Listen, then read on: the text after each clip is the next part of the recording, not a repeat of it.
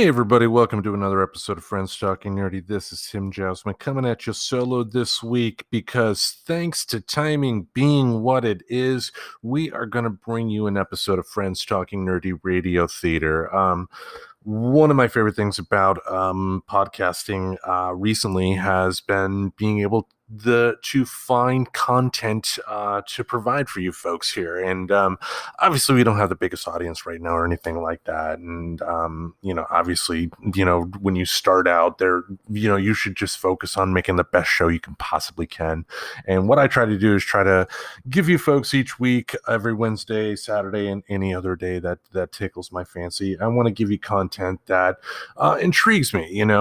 Sometimes the episodes go great, sometimes not so much, but at the end of the day, for what we do here, I just want to be able to, provide you with something that, would kind of interest me. And one thing that interests me, like I've mentioned before, is old time radio.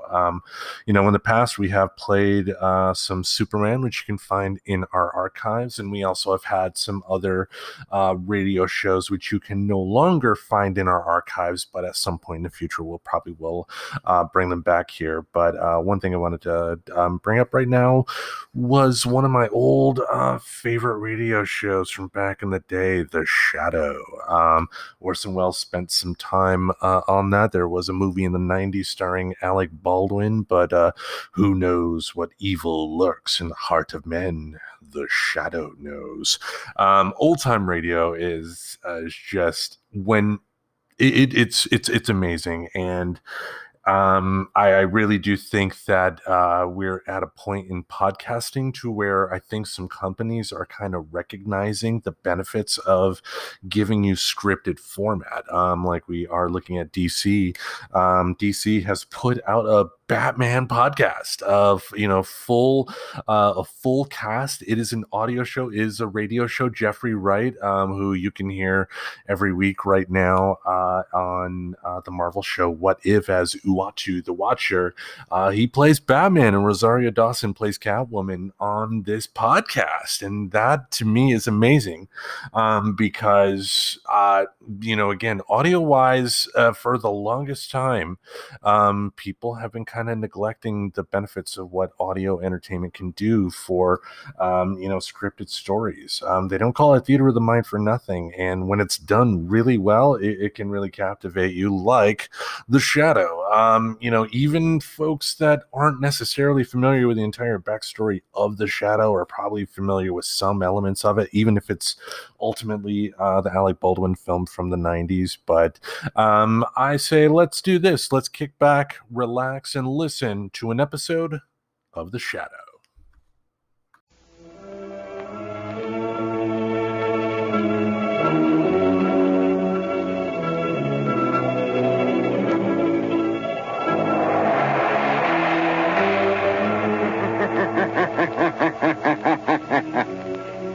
Who knows what evil lurks in the hearts of men? The Shadow knows. Blue Coal presents The Shadow, a man of mystery who strikes terror in the very souls of sharpsters, lawbreakers, and criminals.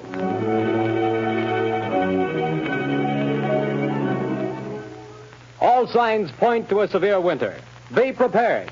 If you want to be sure of even, dependable, healthful heat in any kind of weather, insist on Blue Coal, America's finest anthracite mined from the fields of northern Pennsylvania. The coal that has colored a harmless blue at the mines for your protection.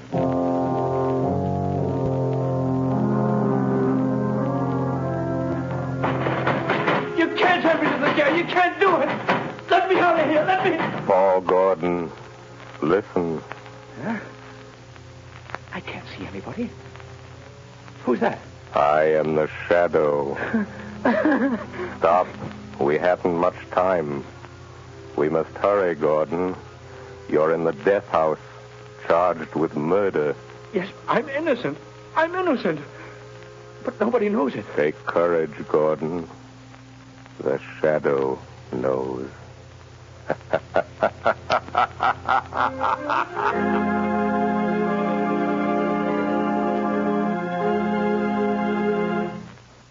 All right, Margot, won't you sit down?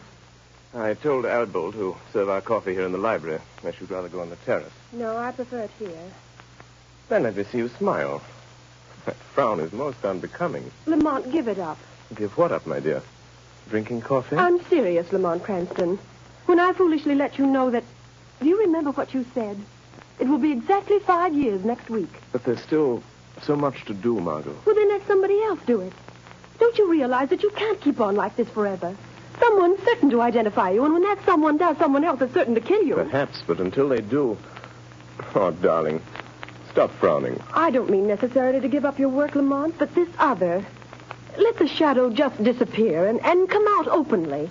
Join the organized forces of law and police. Won't you realize, Margot, that my entire usefulness to the organized forces of law and police lies in my remaining outside those forces, in remaining always the shadow.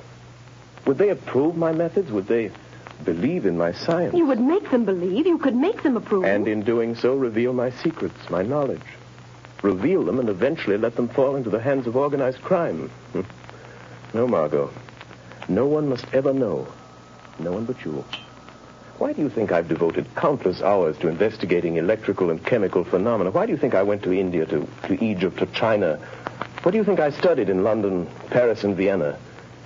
Except to learn the old mysteries that modern science has not yet rediscovered. The natural magic modern psychology is beginning to understand, and, well, magic that wouldn't seem so natural. I studied and learned for a purpose, my dear. All right, Lamont, I realize all that. But now the entire underworld has but one objective. To erase the shadow. And to me, that means... Until they know what the shadow is and who he is, what can they do? Stop and think how many criminals are either dead or in prison because of our activities. Why, even now, tonight, as we sit quietly here, somewhere, an innocent human being may be in desperate trouble. Somewhere, perhaps, there is a problem that can never be solved, except by the shadow.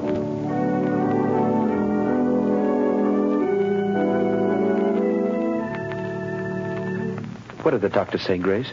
It was good news and bad, too, I'm afraid, dear. Well, whatever it was, dear, tell me. Well, he said the baby could be perfectly well again within a year. Oh, thank God for that. Poor kid. She's had a tough time. Well, what else? Well, this part isn't so good, Paul. She'll need treatments during all that time.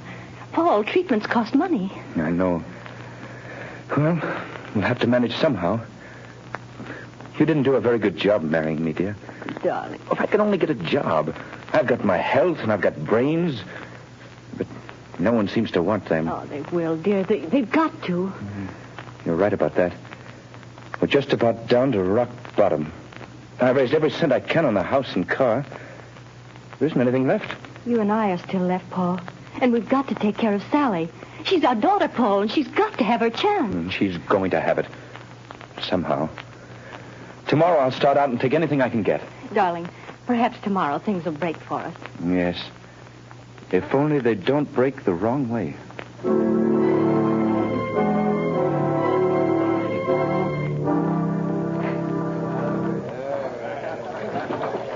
more beds. Okay. Over here. Take these two How over, about some Bill. service? Excuse me, but are you the boss here? That's right. I'm looking for a job. Nothing doing, buddy. I'll do anything. Wait on table, wash dishes, anything at all. I don't need any more help. Well, how about delivering things? I've got a car. Nope, I don't deliver nothing. Sorry, don't need you. I see. All right. Thanks. Hey, you. What? You calling to me? Yeah, sit down. Have a beer. No, thanks. I don't drink.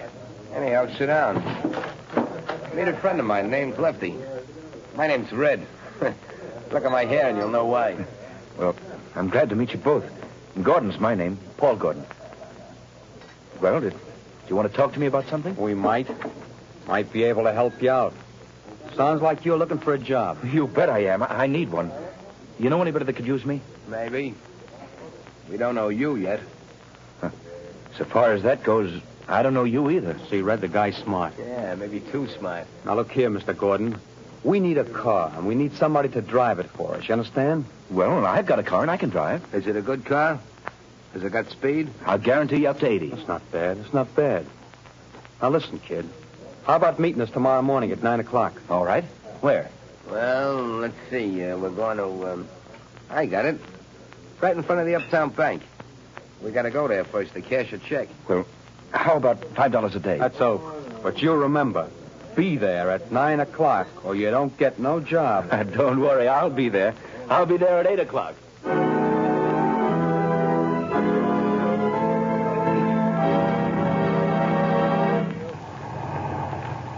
Hey, buddy, you can't keep this car in front of the bank all day. I just see that sign, no parking. I'm not parking, officer.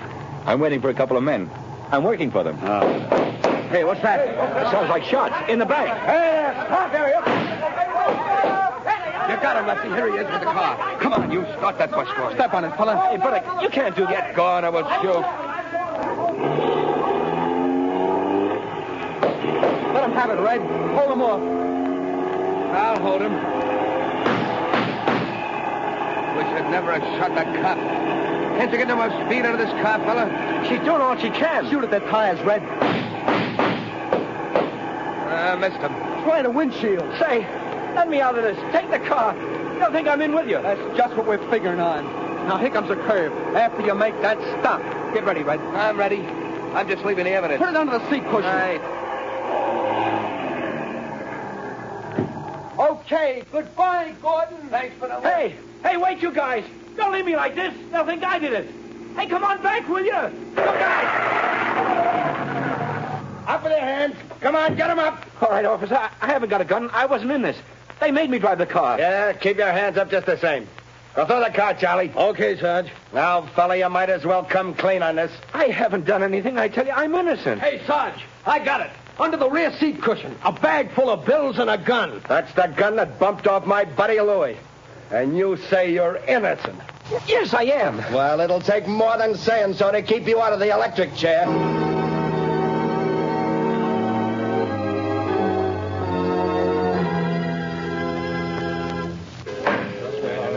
Order in the court. Order in the court. Paul Gordon, the jury have found you guilty of robbery under arms and statutory murder. You have been shown to have had both motive and opportunity. The prosecution has piled up a mass of incontrovertible evidence, and I myself have no doubt of your guilt. Therefore, in accordance with the law, I direct that you be taken from here to the place from whence you came, and that there you be put to death in the manner stated by the law. And may God have mercy on your soul. Hey, who was that? Where did that laugh come from? Who laughed? Bring that person before the court. Well, I don't know where he is, Your Honor. The laugh came from over there, in that corner. Yes. Yes, Your Honor, but there's no one in that corner. Only a shadow.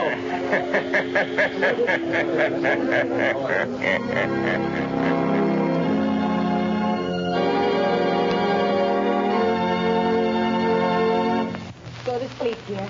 Mother will be right here in the next room. Oh, God, please help me. Help me. I don't know what to do. Yes? Who is it? My name is Margot Lane. I have a message for you, Mrs. Gordon. You're not a reporter, are you? No, I'm a friend. I've come to help. Oh, then please come in.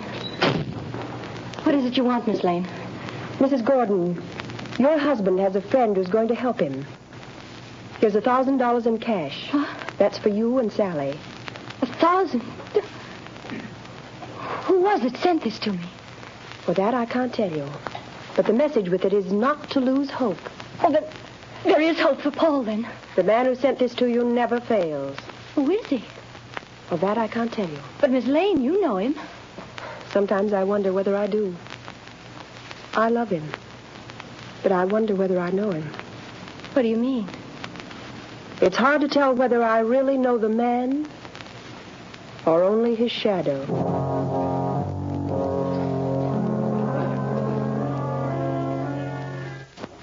Well, Lefty, tonight the fall guy goes to the chair. That's what he gets for being a sucker. Yeah, there's not a clue that even points our way. Not even a print.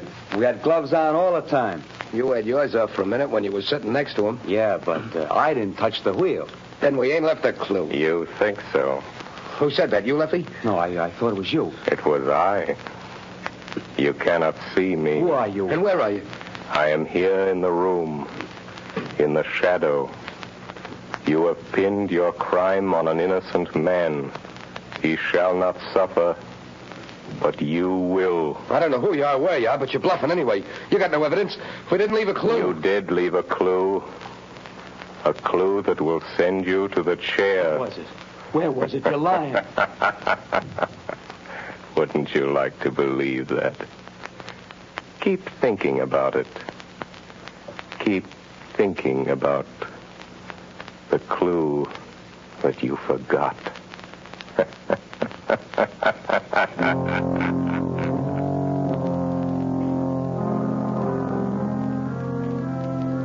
Margot Lane.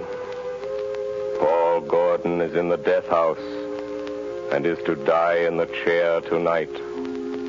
I am going to him now. We can still save him.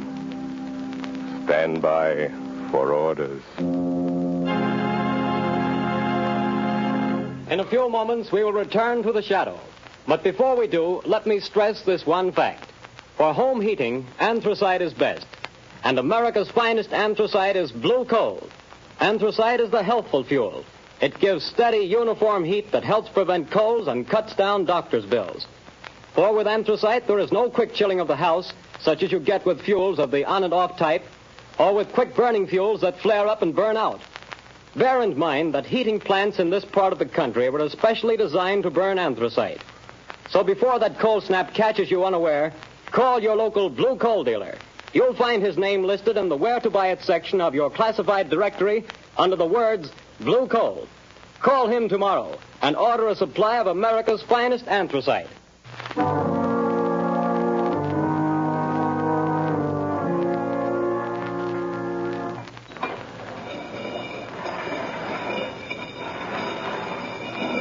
Gordon, have you got any word from the governor? I'm sorry, Gordon. The governor refuses to take any action. Then I've got to go. Tonight? At 11 o'clock. What time is it now? Almost 10. Is there anything I can do for you? No. Thank you, Gordon. Very well. These guards will move you to another cell. I'll be back in a little while. Ready, Gordon? Yes, Guy. We're just going to move you to another cell. What does it matter? The one you're going to is nearer. Nearer to the chair, is that it? Oh. All right. Let's go. All right, Gordon. Walk to the left. We'll be right here behind you.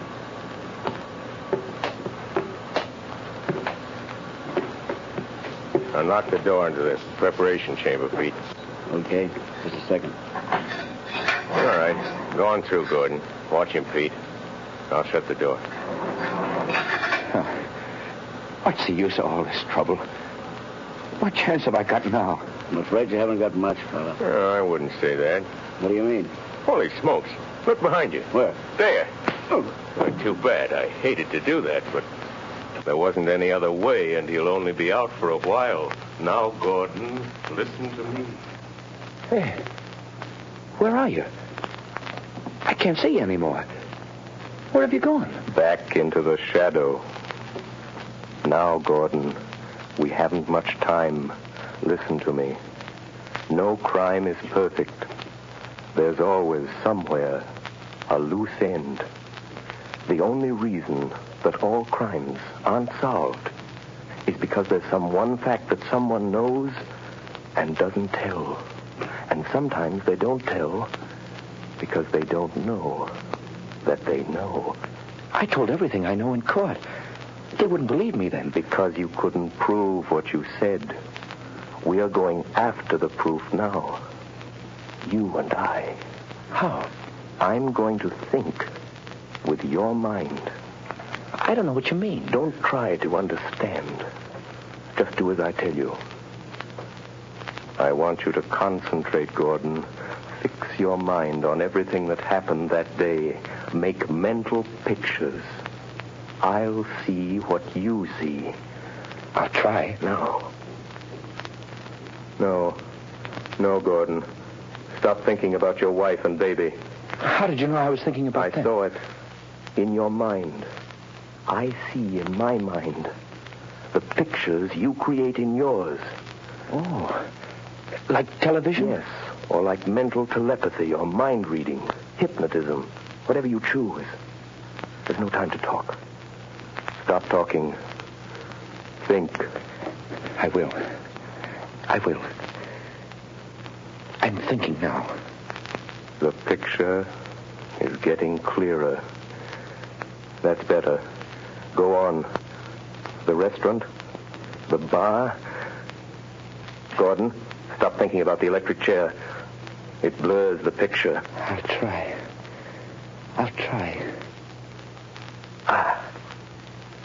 That's better.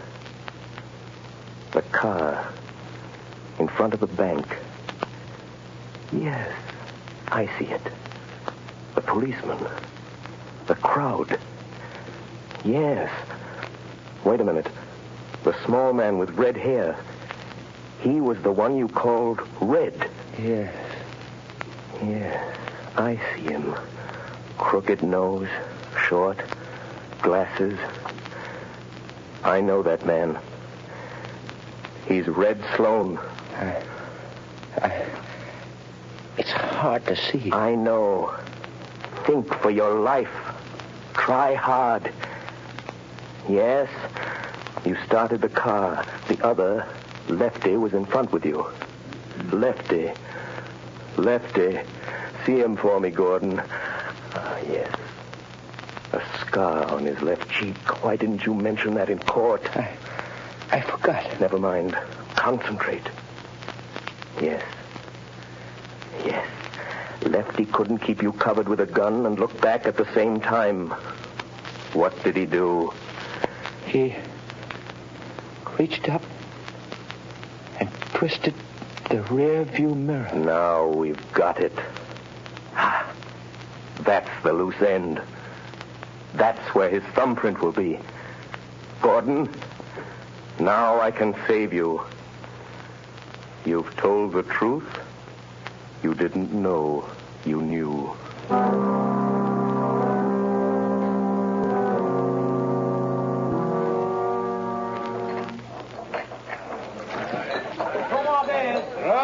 Another one over here.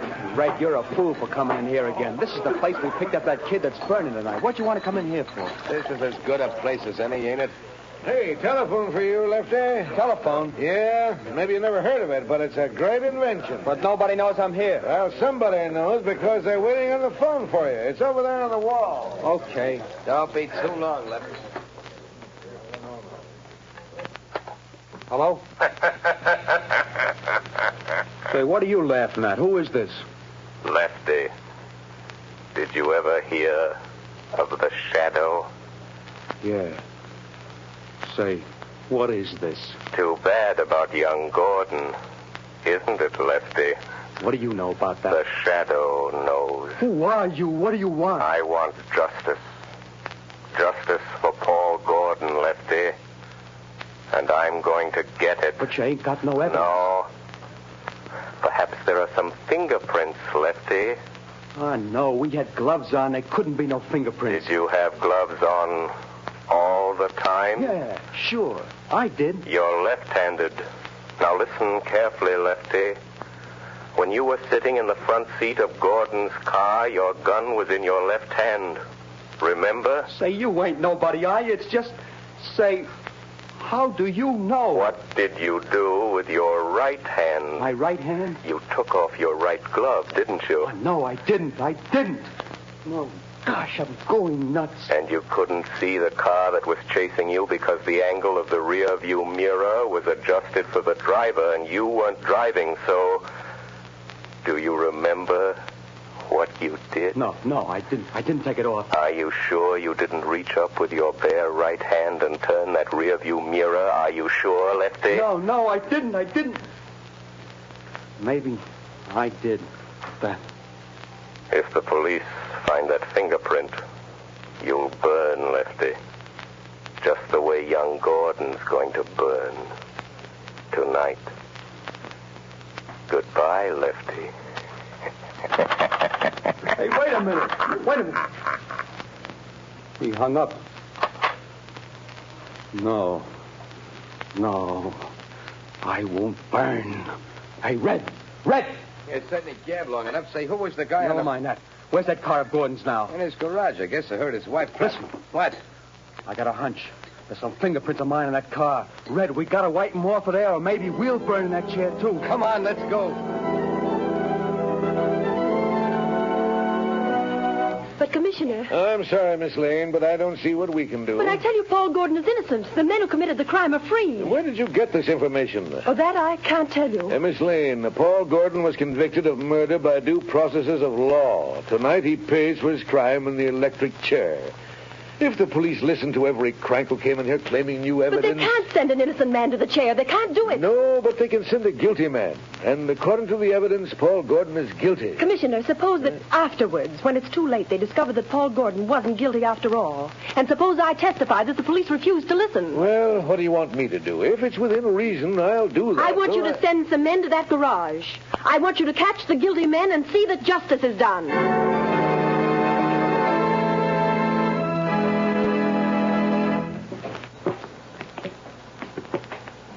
Gordon, I'm frightened. Brace up, Gordon. It won't be long. Get your chin up, buddy. It's my turn next. Go on, fella. Good luck.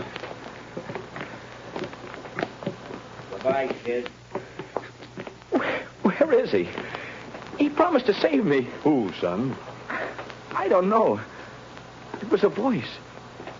Just a voice. He said he'd stand by. Now, steady, old man. Don't lose your nerve, Gordon. Open it up, men. No, I won't go in there. I didn't do it. I didn't kill him. I tell you. He said he'd stand by. Warden, wait. Only a few minutes more. Just a few minutes. Don't take me in there yet. No, wait, please. He said, please wait. Easy, Gordon. I'm sorry. But if I go in that door, I'm gone. It'll be too late then. Take him in, men. No, wait. Oh, where are you? Where's that voice? Where did he go? Please come back. Warden! Wait a minute, men. Well, what is it? Warden, wait. The governor's on the phone. He says stop. Hold up everything. What'd the governor say? He wants to talk to you on the phone, Warden. He says don't electrocute this man. They've got the other two guys in Gordon's garage trying to rub out some fingerprints. One of them was shot and died. But before he died, he spilled it all. This fellow didn't do it. It was a frame-up. Oh, thank God he got me in time. Gordon! Did you hear that? Yes. Yes, I heard it. That voice said he would. I'm free. You're not going to electrocute me, Warden. You're not. No, Gordon. The governor saved you. Governor? No, it wasn't the governor. It was somebody else. Or something else. But what do you mean, Gordon? Who saved you? I don't know. It was a voice. Just a voice. I never really saw him. He was only a shadow.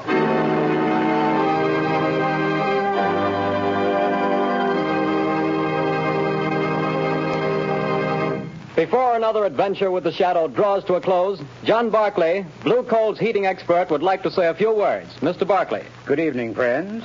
If you're interested in having a more comfortable home this winter, be sure to call your local Blue Coal dealer. For he's more than a fuel dealer. He's an authority on modern home heating. You see, for more than 6 years, I've trained servicemen for these Blue Coal dealers. These men, known as John Barclay servicemen, have added thousands of families like yours to enjoy a greater degree of comfort and to save heating dollars, too. I'm going to read part of a letter typical of many received from satisfied customers using Blue Coal and John Barclay service. I quote in part. The service rendered by your John Barclay servicemen has been invaluable to me. We were burning a ton of coal a week and having great difficulty in keeping our fire going throughout the night. Your serviceman made me many helpful suggestions regarding the proper way to regulate the furnace and recommended the use of Blue Coal. We not only reduced the amount of fuel consumed to 1/2, but actually got more heat. Think of that, friends. In this case, a family cut their fuel bill in half simply by following the advice of a John Barclay serviceman, whose services were given without charge. Now, you don't have to buy Blue Coal to benefit from John Barclay service. No matter what kind of fuel you're using or from whom you've been buying, if you have any heating problems, consult the Blue Coal dealer. He'll be very glad to place his John Barclay serviceman at your disposal to solve your problems. I thank you.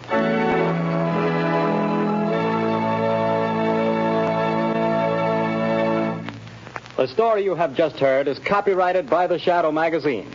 Real names are never used in these Shadow stories.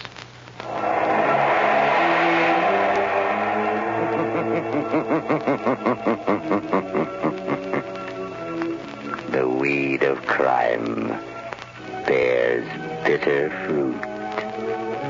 Crime does not pay. The Shadow knows.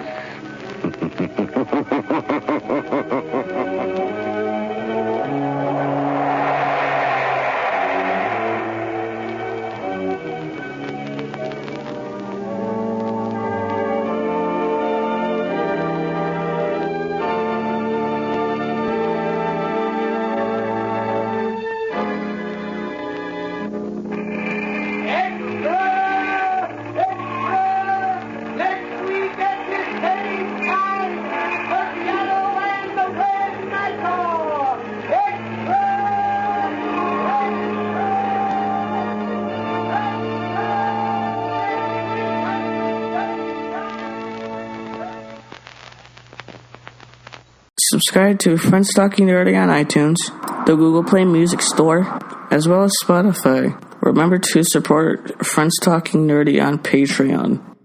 Goodbye, darling.